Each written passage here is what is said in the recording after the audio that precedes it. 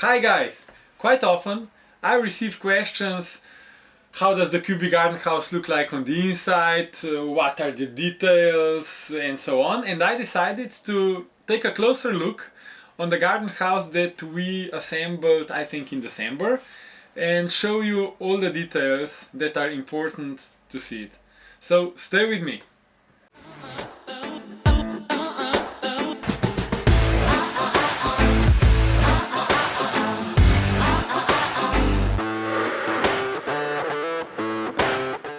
We can say that this Cubie almost has a perfect location, because it's placed behind the house.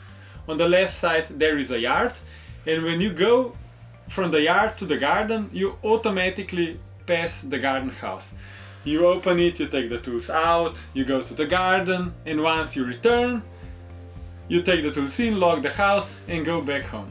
The first part of this house is this small overhang on the side of the house. And it can be a small shelter in case it starts raining, but its main goal is to be a part of the ambient.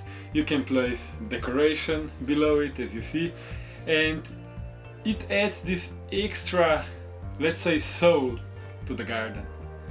And the second part is closed part. This one has a door, has a key, and it contains the most important things that garden house needs to have. So it's a main storage for tools, for garden equipment, for all the stuff you don't have enough space in your house, and you can place it here. It's about 1.3 meter wide and about 2.5 meter long, so it's big enough for everything you need.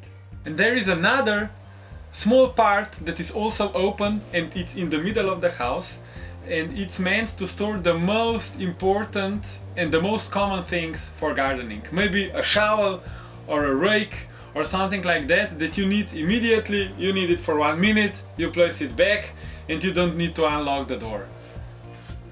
And here is the last part, the fourth part of this house. It's also open, as you see. At the moment there are trash bins inside because it's winter time and it's important that they don't get covered with snow. But in the summertime, it can be an extra roof to store your bicycle in case you need it several times per day. You don't need to place it in the garage every single time. And there is another functionality.